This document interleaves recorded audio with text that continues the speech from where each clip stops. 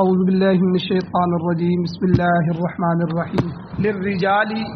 مردوں کے لیے حصہ ہے نصیب للرجال نصیب مردوں کے لیے حصہ ہے مما اس میں سے کہ ترک الوالدانی جو والدین چھوڑ کے جائیں والاقربون اور قریبی رشتہ دار قرابت داروں نے جو حصہ چھوڑا ہے اس میں سے مردوں کے لیے بھی حصہ ہے وللنساء نصیب اور اسی طرح عورتوں کے لیے بھی ایک حصہ مقرر ہے اللہ کی طرف سے مما اس میں سے کہ ترک الوالدانی والاقربون جو والدین چھوڑیں اور قریبی رشتہ دار چھوڑیں مما اس میں سے کل منہ جو تھوڑا ہو او کثر یا زیادہ ہو جتنا بھی چھوڑ کے جائیں چاہے ایک سوئی کے برابر بھی ہو وہ بھی سارے حصہ داروں میں تقسیم ہوگا تو تھوڑا ہو یا زیادہ ہو اس میں سے ان مردوں اور عورتوں دونوں کے لیے حصہ ہے نصیبا مفروضہ یہ اللہ تعالیٰ کی طرف سے مقرر کیے ہوئے حصے ہیں سورۃ النساء کی آیت نمبر 7 آپ کے سامنے تلاوت ہوئی ہے آپ نے ترجمہ سماعت فرمایا سب سے پہلے ربط آیات ہے اس آیت کا پچھلی آیتوں کے ساتھ کیا تعلق گزشتہ آیت میں اللہ تعالیٰ نے یتیم لڑکوں کے بالغ ہونے پر ان کے مال ان کو واپس لوٹانے کا مسئلہ بیان فرمایا کہ آپ نے یتیم کی پرورش کی اس کو پالا اس کی تربیت کی اس کو کاروبار سکھایا اور جب وہ بالغ ہو گیا اور سمجھدار ہو گیا اور اپنا کام سنبھالنے کے قابل ہو گیا تو اللہ تعالیٰ نے فرمایا کہ کچھ گواہ مقرر کر لو 2-3 اور ان کے مال ان کے حوالے کر دو اسی طرح گزشتہ سے پچھلے درس میں اللہ تعالیٰ نے مال کی حفاظت کا قانون ذکر فرمایا اور اس سے پہلے عورتوں کے ساتھ انصاف کرنے کا انصاف کا برتاؤ کرنے کا اور ان کے مہر خوش دلی سے ادا کرنے کی تلقین کی کہ جب عورت کا مہر مقرر کر دو تو پھر وہ مہر اس کا حق ہے تو کسی حق والے کا حق فوراً لٹایا جائے اور خوش دلی سے لٹایا جائے تو اس لیے اگر ہم عورتوں کے مسئلے میں 10 تولے سونا لگاتے ہیں پورا مکان ان کے نام کرتے ہیں تو یہ ان کا حق ہے تو یہ پہلے سوچنا چاہیے کہ مجھے کتنا مہر دینا چاہیے جب رسم و رواج کو دیکھتے ہوئے معاشرے کو دیکھتے ہوئے ہم کر لیتے ہیں بعد میں روتے ہیں اس لیے یہ جو رسم رواج ہے مکان نام کروا دیا فلاں کر دیا یہ پہلے زیادہ نہیں تھا ابھی زیادہ ہو گیا بہرحال جو بھی مہر تم مقرر کرو لکھ دیا جائے مقرر ہو جائے اللہ نے فرمایا کہ خوشی سے وہ مہر ان کا حق ہے ان کو ادا کرو تفصیلی مسائل پیچھے گزر گئے اس سے پہلے یہ مسئلہ بیان ہوا تھا کہ یتیموں کے مال کو ناجائز طریقے سے کھانا سخت گناہ ہے ظاہر بات ہے یتیم جب والد فوت ہو جاتا ہے تو چچا یا بڑا بھائی یا کوئی بھی اس کا سرپرست بن جاتا ہے متولی بن جاتا ہے کفیل بن جاتا ہے اب وہ ان یتیموں کا خیال رکھیں گے تو ان کا جو مال ہے اس میں سے اللہ تعالیٰ نے فرمایا کہ اول تو اگر تمہیں گنجائش ہے تمہارے پاس خود مال ہے تو ان کے مال میں سے نہ کھاؤ فی سبیل اللہ اپنی خدمات بھی پیش کرو لیکن اگر کھانا ہی ہے تو طریقے کے ساتھ کھاؤ اپنے کھانے کے ساتھ ان کا اتنا حصہ مکس کرو کہ جتنا وہ کھا سکتے ہیں تو یعنی اس کا اللہ تعالیٰ نے فرمایا کہ یتیم کا مال ناجائز طریقے سے کھا لینا یہ سخت گناہ ہے یہ تمام مسائل پچھلی 6 آیتوں میں تقریباً تفصیلاً بیان ہوئے اب آج کی جو آیت نمبر 7 ہے اس میں اللہ تعالیٰ نے وراثت کے قانون کا آغاز کیا ہے کہ وراثت کیا ہے تو آج کی آیت میں قانون وراثت کا اجمالی تذکرہ ہے تفصیل نہیں اجمال ہے مختصر تفصیلی قوانین آگے آ رہے ہیں اصل میں زمانہ جاہلیت میں جب قرآن نازل ہو رہا تھا تو نزول قرآن کے زمانے میں حضور علیہ الصلوۃ والسلام کے زمانے میں جاہلیت کے زمانے میں عورتوں اور چھوٹے بچوں کو وراثت نہیں دی جاتی تھی یہ بہت بڑا ظلم تھا بہت بڑی زیادتی ہوتی تھی کہ عورتوں کو تو بالکل وراثت نہیں دیتے تھے اور بچوں میں سے بیٹوں میں سے بھی جو چھوٹے ہوتے تھے نابالغ ان کو نہیں دیتے تو یہ زمانہ جاہلیت میں دیگر جو ان کے معاشرتی قوانین تھے جو غلط چل رہے تھے اسی کی طرح وراثت کے متعلق بھی کوئی مستقل قانون ان کے یہاں نہیں تھے جو طریقہ بس رائج ہو گیا نسل در نسل وہی چلتا رہا. تو میں نے ابھی بتا دیا کہ وراثت کے متعلق ان کا مروجہ دستور یہ تھا کہ مرنے والے کی جو بیوی ہے اور عورتیں ہیں، لڑکیاں ہیں، وہ تو بالکل وراثت کی حقدار ہی نہیں. اور نابالغ بچے جو ہے، جو لڑکے ہوتے تھے، ان میں سے نابالغ کو بھی نہیں دیا جاتا تھا. تو ہاں اگر مرنے والے کا کوئی جوان بیٹا ہوتا تو پھر ساری وراثت جو ہے اس کو حقدار سمجھ کے اس کو دے دی جاتی، باقی بیوی اور بچے سارے محروم رہ جاتے تھے. اور وہ لوگ باپ کی وراثت کا حقدار زمانہ جاہلیت میں اس بیٹے کو سمجھتے تھے جو لڑائی میں حصہ لینے کے قابل، جو تیر چلا سکے، جو تلوار پکڑ سکے، جو نیزہ پھینک سکے یا دشمن پر حملہ آور ہو سکے، جو گھوڑے کی پیٹھ پر بیٹھ سکے یا دشمن اس پر حملہ کرے تو وہ اپنا دفاع کر سکے. وہ کہتے تھے یہ جو بچہ ہے یہ اپنے باپ کی وراثت کا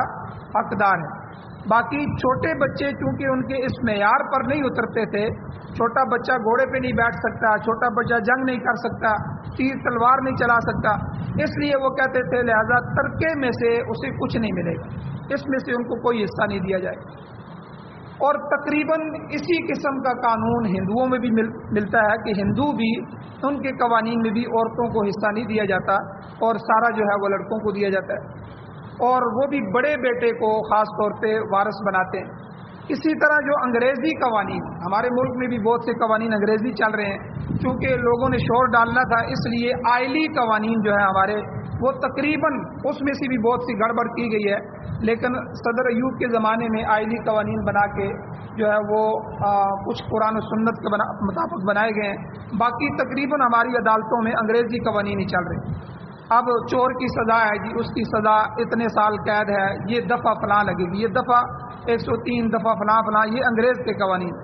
اسلامی سزائیں قرآن مجید میں جو مذکور ہیں کہ بھئی چور جب چوری ثابت ہو جائے تو اس کا ہاتھ کاٹا جائے گا، زانی کو سنسار کیا جائے گا،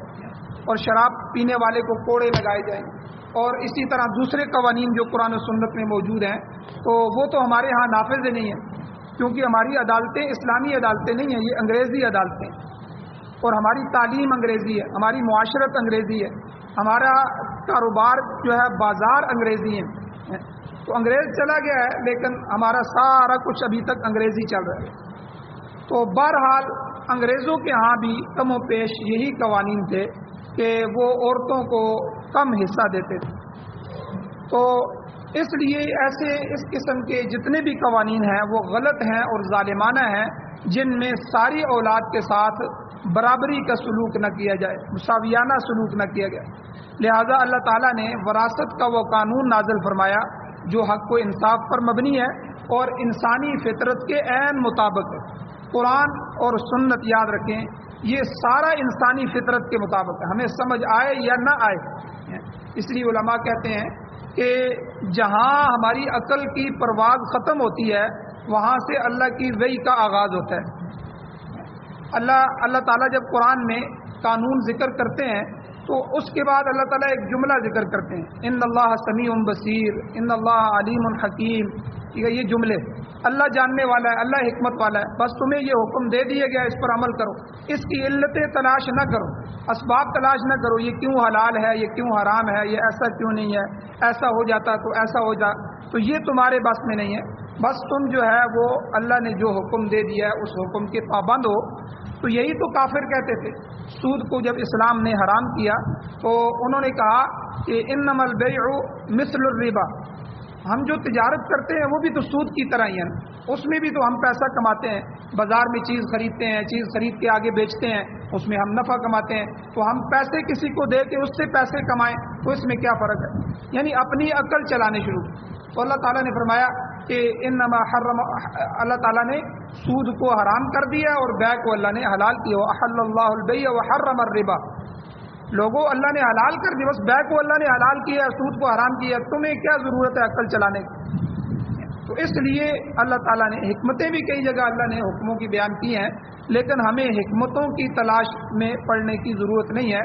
جو قرآن و سنت کا نظام ہے تو وہ اللہ تعالیٰ کی طرف سے نازل کردہ ہے اور حق و انصاف پر مبنی ہے اور انسانی فطرت کے عین مطابق.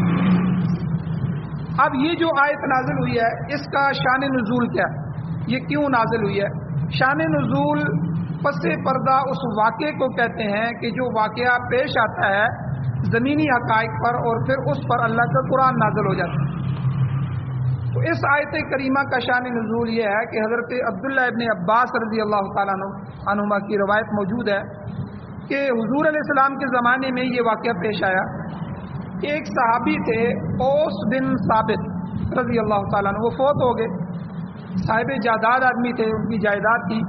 اب انہوں نے اپنے پیچھے ایک بیوی چھوڑی، 2 بیٹیاں چھوڑی اور ایک چھوٹا بیٹا تھا، کم سن بیٹا، یہ انہوں نے جو ہے وہ 4 وارث چھوڑے۔ لیکن جو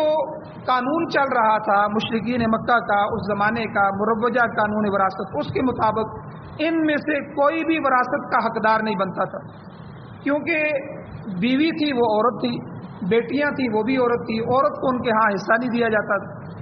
لڑکا تھا لیکن لڑکا چھوٹا تھا، چھوٹے لڑکے کو جو نابالغ ہو اس کو بھی حصہ نہیں دیتے تھے، وہ کہتے ہیں بڑا ہونا اس کا بالغ ہونا،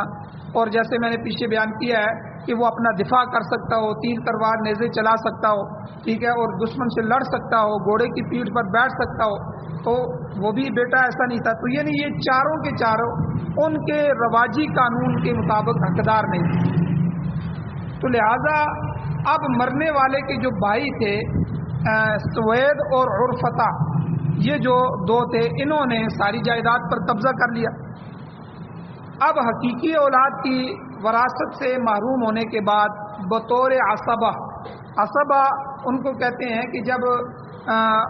کسی مرنے والے کی نہ بیٹے ہوں نہ بیٹیاں ہوں نہ بیوی ہو، یعنی یہ جو مین وارث ہیں سامنے والے، ان میں سے کوئی نہ ہو تو پھر پچھلے وارث آگے آ جاتے ہیں، یعنی اس کی بھائی، اس کی بہنیں، پھر جو ہے وہ وارث بنتی، ان کو عصبات کہتے ہیں۔ تو اب جب ان کے جو ہے اوس بن ثابت رضی اللہ تعالیٰ فوت ہوئے،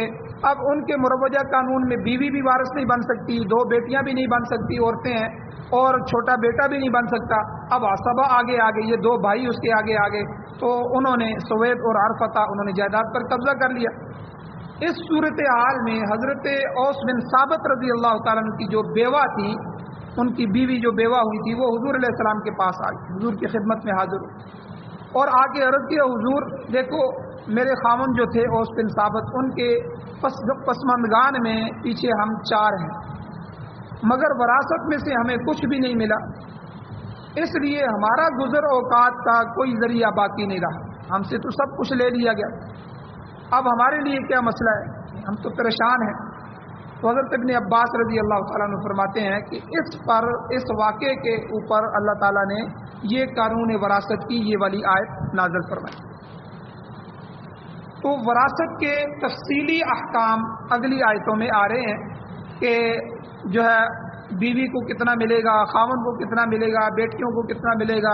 عصبات کو کتنا ملے گا، آگے یہ تفصیلی احکام یوصیکم اللہ فی اولادکم، یہ اگلا رکوع آ رہا ہے اور چند آیتوں کے بعد اس میں تفصیلی۔ تو بہرحال یہاں اللہ تعالیٰ نے اجمالی طور پر ایک بات سمجھا دی کہ دیکھو وراثت کا جو جاہلانہ دستور ہے، تمہارے جاہلانہ قوانین ہیں کہ جن میں صرف نوجوان بیٹوں کو ہی وراثت ملتی ہے، عورتیں اور چھوٹے بچے محروم رہ جاتے ہیں، یہ بالکل غلط ہے۔ اللہ نے یہ قانون سمجھایا کہ یہ قانون بالکل غلط ہے۔ اللہ نے واضح فرما دیا کہ دیکھو للرجال نصیب، مردوں کے لیے بھی حصہ ہے، مما ترک الوالدان والاقربون، جو ان کے والدین یا قریبی رشتہ دار چھوڑ جائیں، اگر والد فوت ہو جاتا ہے یا قریبی رشتہ دار فوت ہو جاتے ہیں یا والدہ والدین میں سے والد والدہ دونوں، تو مردوں کے لیے بھی حصہ ہے، اللہ نے حصہ مقرر کر دیا ہے۔ اسی طرح وللنساء نصیب مما ترک الوالدان والاقربون، عورتوں کے لیے بھی جو والدین ترکہ چھوڑ جائیں یا اقربا ترکہ چھوڑ جائیں، قریبی رشتہ دار، عورتوں کے لیے بھی حصہ ہے۔ تو یہ اللہ نے اجمالی فرمایا کہ تمہارا جو جہالت کا قانون ہے اس کے تحت تم عورتوں کو محروم رکھتے ہو، یہ ہرگز قرین انصاف نہیں ہے، انصاف کے مطابق نہیں، بلکہ ان کے ساتھ صریحاً ظلم ہے۔ اور پھر اس میں سے جو چھوٹے بڑے کا تم فرق کرتے ہو کہ لڑکے ہیں تو لڑکے میں سے بھی جو چھوٹے ہوں گے ان کو نہیں دیا جائے گا، بڑے دیا جائے گا، اس کا اسلام کے اندر کوئی فرق نہیں۔ بیوی کا بھی حصہ موجود ہے، چھوٹے کا بھی موجود ہے، بڑے کا بھی موجود ہے، بیٹا جیسا بھی ہو، بڑا ہو چھوٹا ہو، وہ حقدار ہے، اس کے برابر کا حصہ ہے۔ اسی طرح ہر عمر کی بیٹیاں ہیں تو ہر عمر میں ان کا اپنا حصہ ہے، وہ وصول کریں گی، ان کا اللہ نے حصہ رکھا ہے۔ اور باپ کی وفات کے وقت ایک دن کا اگر بچہ ہے تو وہ بھی برابر کا حصہ اس کو ملے گا۔ بھائیوں میں ایک دن کا بیٹا ہے یا ایک دن کی بیٹی ہے اس کو بھی ملے گا، بلکہ جو بچہ ابھی ماں کے پیٹ میں ہے وہ بھی وراثت میں برابر کا شریک ہوگا۔ والد فوت ہو گیا اور بیوی اس کی حاملہ تھی تو بچہ پیٹ میں پل رہا ہے تو بیوی چونکہ اس کی عدت شروع ہو جائے گی، اور حمل والی عورت کی عدت جو ہے وضع حمل ہے، ٹھیک ہے، جب بچہ پیدا ہو جائے، چاہے ایک دن بعد پیدا ہو جائے، چاہے 9 مہینے پورے گزر جائیں،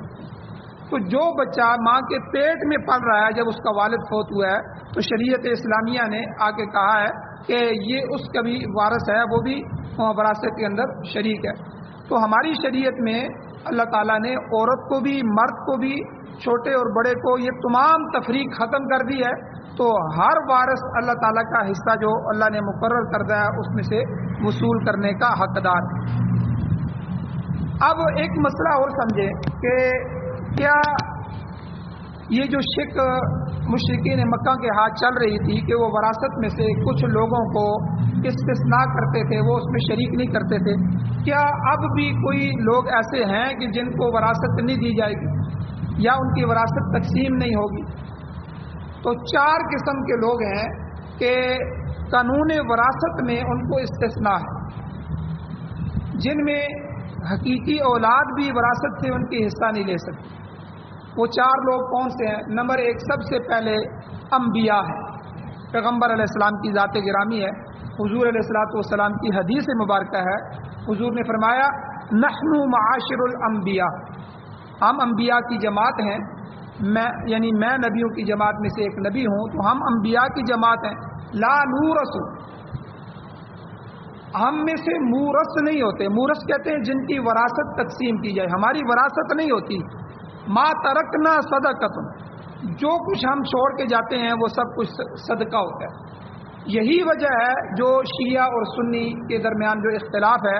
شیعہ کہتے ہیں کہ حضرت ابوبکر صدیق رضی اللہ تعالیٰ عنہ نے حضور علیہ السلام کا جو باغ فدق تھا یا جو دوسرے مال تھے جن سے حضور زندگی میں فائدہ اٹھاتے تھے، تو وہ ان کی وراثت میں حضرت فاطمہ کو نہیں دیے۔ حضرت فاطمہ رضی اللہ تعالیٰ عنہ ان کے پاس جاتی رہیں، ان کے دروازوں پہ بیٹھتی رہیں، ان سے مانگتی رہیں، ان کا انہوں نے حق نہیں دیا۔ تو حضرت ابوبکر صدیق رضی اللہ تعالیٰ عنہ یہ بات کہتے تھے کہ میں نے حضور علیہ السلام سے یہ حدیث سنی ہے، حضور خود فرما رہے تھے نحن معاشر الانبیاء، ہم انبیاء کی جماعت ہیں، لا نورث، ہماری وراثت تقسیم نہیں ہوتی، ما ترکنا صدقۃ، جو کچھ ہم چھوڑتے ہیں وہ سب صدقہ ہوتا ہے، اس لیے یہ سب کچھ بیت المال میں جائے گا یا اس کے بیت المال میں رکھ کے اس باغ میں سے ازواج مطہرات کو، بیٹیوں کو، جن جن کا حصہ ہے ان کو فائدہ دیا جائے گا، لیکن وراثت نہیں تقسیم کی جائے گی، انبیاء کی وراثت تقسیم نہیں ہوتی۔ اور حضرت ابوبکر صدیق رضی اللہ تعالیٰ عنہ کو سمجھانے کے لیے یہ بات کہتے تھے، دیکھو میری بیٹی حضرت عائشہ حضور کی بیوی ہے، تو بیوی کو تو سب سے پہلے خاوند کا حصہ ملتا ہے، 8واں حصہ بیوی کو ملتا ہے،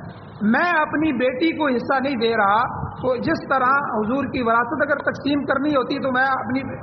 امہات المؤمنین کو بھی ملتی، ازواج مطہرات کو بھی ملتی، تو ہم تو کسی کو بھی نہیں دے رہے، حضور کی یہ حدیث موجود ہے۔ تو اس لیے یاد رکھیں، یہ ایک لمبا مسئلہ ہے باغ فدق کا، بہرحال شیعہ کی جو اعتراضات ہیں ان کا تفصیلی جواب دیا ہے ہمارے علماء نے، ان میں سے ایک جواب یہ بھی ہے کہ بھائی اگر وراثت ملنی ہوتی تو بیویوں کو بھی ملتی، جب بیویوں کو انہوں نے نہیں دی تو بیٹی کو بھی نہیں ملے گی۔ اور حضرت فاطمہ واقعی ان کو شروع میں یہ حدیث نہیں پتہ تھی اور وہ اپنا حصہ مانگنے کے لیے آئیں اور اس پر تھوڑی سی ناراضگی کا بھی اظہار کیا، جب ان کے سامنے آقا علیہ السلام کی یہ حدیث آئی تو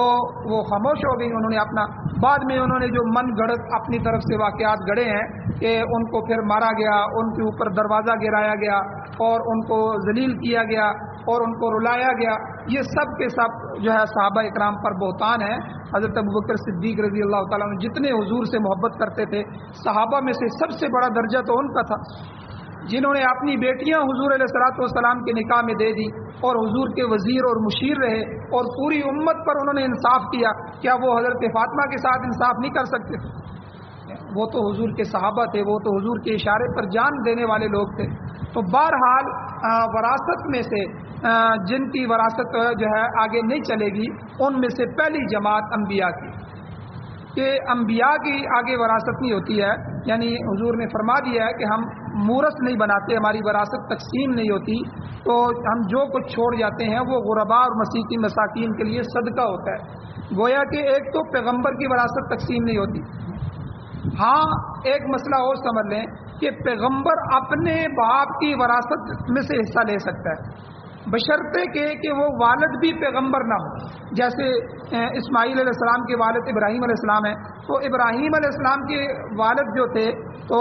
وہ اپنے والد، اگر ان کے والد مسلمان ہیں تو وہ ان میں سے حصہ لے سکتے ہیں، ٹھیک ہے۔ پیغمبر اپنے والد کی وراثت میں سے حصہ لے سکتا ہے، لیکن پیغمبر جو ہے اس کی اپنی وراثت جو ہے وہ ساری صدقہ ہوگی، وہ آگے تقسیم نہیں ہوگی۔ اور دوسرے نمبر پر دوسرا استثناء یہ ہے کہ مسلم اور غیر مسلم کے درمیان وراثت تقسیم نہیں ہوتی۔ حضور علیہ السلام کی حدیث موجود ہے، حضور نے فرمایا لا یرث المسلم الکافر ولا الکافر المسلم، یعنی نہ مسلمان کافر کا وارث بن سکتا ہے، نہ کافر مسلمان کی وراثت میں سے حصہ لے سکتا ہے۔ مثلا اگر باپ مسلمان ہے، بیٹا مرزائی ہو گیا، بیٹا عیسائی ہے، یا کسی اور مذہب میں چلا گیا، ہندو سکھ ہو گیا، یا مرتد ہو گیا، یا ویسے ہی ہندوستان میں جس طرح پہلے ہوتا تھا کہ ہندو مسلمان ہو جاتے تھے، اب ظاہر بات ہے خاندان سارا ہندو ہے اور یہ مسلمان ہو گئے، تو یعنی اگر کافر اور مسلمان کا فرق آ جائے، بیٹا کافر ہو باپ مسلمان ہو جائے، یا باپ کافر ہے بیٹے مسلمان ہو جائیں، تو یہ ایک دوسرے کے وارث نہیں بن سکتے اسلام میں، ہماری شریعت میں۔ تو اس طرح یہ باپ کی وراثت سے محروم ہو گیا۔ اسی طرح بیٹا مسلمان ہے اور باپ کافر ہے تو پھر بھی بیٹا کافر باپ کی وراثت نہیں لے سکتا۔ اس کی ایک مثال میں آپ کے سامنے رکھتا ہوں، حضرت علی رضی اللہ تعالیٰ عنہ اور حضرت جعفر رضی اللہ تعالیٰ عنہ۔ یہ حضرت ابو طالب رضی اللہ عنہ جو حضور کے چچا تھے، ان کے 4 بیٹے تھے، تو 4 بیٹوں میں سے 2 مسلمان ہو گئے، حضرت علی رضی اللہ تعالیٰ عنہ، حضرت جعفر رضی اللہ تعالیٰ عنہ، مگر ان کے جو دوسرے بھائی تھے وہ کافر تھے۔ اب باپ جب ان کے ابو طالب فوت ہوئے تو باپ کی وفات پر حضرت علی رضی اللہ تعالیٰ عنہ نے فرمایا کہ ہم کافر باپ کی جائیداد سے حصہ لینے کے مجاز نہیں ہیں۔ یہاں بھی شیعہ کا اعتراض سمجھے کہ شیعہ جو حضرت ابو طالب کو مسلمان کہتے ہیں، وہ کہتے ہیں وہ مومن تھے، حالانکہ ہمارے ہاں یہ ثابت ہے کہ حضور علیہ الصلوۃ والسلام نے، حالانکہ ابو طالب جو تھے انہوں نے بڑی قربانی دی حضور پر، شیب ابی طالب کی گھاٹی میں حضور کے ساتھ رہے، بڑی حضور کافروں سے حضور کا دفاع کیا، ہر فورم پر ہر جگہ پر حضور علیہ السلام کے دفاع کے لیے کھڑے ہو گئے۔ لیکن آخری وقت میں جب حضور علیہ السلام خود تشریف لے گئے اور حضرت ابو طالب اپنے چچا سے کہا کیا میرے چچا میرے کان میں کلمہ پڑھ دیں، ایک دفعہ آپ کلمہ پڑھیں میں اس کا گواہ ہو جاؤں گا۔ تو ان کے اندر چونکہ وہ چیز تھی، اپنے معاشرے میں جو رائج تھی کہ میں سردار ہوں، اور ابو جہل وغیرہ بھی چلے گئے، تو انہوں نے کہا کہ دیکھو میری قوم کیا کہے گی، اپنے آباء و اجداد کا دین چھوڑ دیا، تو بہرحال وہ آخر تک مسلمان نہیں ہوئے، تو اس لیے ان کا جنازہ بھی ثابت نہیں ہے۔ جنازہ جو ہوتا ہے وہ تو کافر کے لیے نہیں ہوتا، مسلمان کے لیے ہوتا ہے، ان کو اسی طرح جو ہے وہ گڑھا کھود کے ان میں دفنا دیا گیا، تو کافر کے لیے تو یہی حکم ہے۔ تو جنازہ، کفن دفن، یہ جو اعزاز ہے یہ اسلام کے اندر ہے کہ بھئی اپنا بھائی اگر فوت ہو جائے تو اس کو جو ہے اچھی طرح غسل دیا جائے، کفنایا جائے، دفنایا جائے، ٹھیک ہے، اور اس کا جنازہ پڑھا جائے، ٹھیک ہے، اس کے لیے دعائے مغفرت کی جائے، اور ان کے پیچھے جو ہے ان کے لیے تعزیت کی جائے اور دعا کی جائے، یہ سارے اعزازات مسلمان کے لیے اسلام کے ساتھ۔ تو بہرحال تو اس موقع پر حضرت علی رضی اللہ تعالیٰ عنہ نے فرمایا کہ ہم کافر باپ کی جائیداد سے حصہ لینے کے مجاز نہیں ہے شرعی طور پر، لہذا باپ کا جو مکان ہے وہ ہمارے کافر بھائیوں کو دے دیا جائے۔ حضرت ایک طالب تھے اور ایک عقیل تھے، طالب اور عقیل یہ بھائی 2 جو تھے، علی اور جعفر یہ تو مسلمان ہو گئے تھے، طالب اور عقیل تھے جو اس وقت مسلمان نہیں ہوئے تھے، اگرچہ فتح مکہ کے بعد حضرت عقیل رضی اللہ تعالیٰ عنہ یہ مسلمان ہو گئے تھے۔ یہ مسلم بن عقیل رضی اللہ تعالیٰ عنہ انہی عقیل کے بیٹے تھے مسلم، جو حضرت حسین رضی اللہ تعالیٰ عنہ نے ان کے ساتھ جو خاندان جا رہا تھا وہ لوگ بھی موجود تھے، بعد میں وہاں شہید بھی ہوئے۔ تو بہرحال یہاں دوسری بات یہ ہے کہ طے شدہ یہاں قانونی شریعت ہے کہ مومن اور کافر کے درمیان وراثت نہیں چلتی، یہ دوسری استثناء ہے۔ دو مستثنا اور بھی ہیں، انشاءاللہ کل کے درس میں بیان کیے جائیں گے، مزید بھی کچھ مسائل ہیں۔ اللہ تعالیٰ سے دعا ہے اللہ تعالیٰ میں عمل کی توفیق عطا فرمائے، آمین۔ الحمدللہ رب العالمین والعاقبۃ للمتقین والصلاۃ والسلام علی رسولہ النبی الامی الکریم۔ یا اللہ ہماری کمیوں کو تہیوں کو معاف فرمائیے، درگزر فرمائیے، صغیرہ کبیرہ گناہوں کو معاف فرمائیے۔ یا اللہ قرآن و سنت کو سننے، سمجھنے، پڑھنے، پڑھانے، اس پر عمل کرنے، اس کی اشاعت کرنے اور دنیا میں اس کو غالب کرنے کے لیے ہماری جان، مال، عزت، آبرو، اولادوں کو اپنے یا اللہ دین کے لیے قبول فرما۔ یا اللہ قرآن و سنت کا غلبہ نصیب فرما، پاکستان سمیت پوری دنیا میں یا اللہ قانون شریعت کا نفاذ ہمیں نصیب فرما، امارت اسلامیہ، شریعہ، خلافت راشدہ کا قیام نصیب فرما۔ یا اللہ جو حضرات پریشان حال، ان کی پریشانیوں کو دور فرما، جو ایمان کی حالت سے اس دنیا سے جا چکے ہیں، چاہے ہمارے عزیز و اقارب ہیں، اساتذہ، اپنے بیٹھنے والے دوست، والدین ہیں، یا اللہ ان سب کی بخشش فرما۔ یا اللہ جو حضرات بیمار ہیں ان کو شفاء کاملہ عاجلہ مستمرہ دائمہ نصیب فرما۔ صلی اللہ تعالی علی خیر خلقہ محمد وآلہ وصحبہ اجمعین برحمتک یا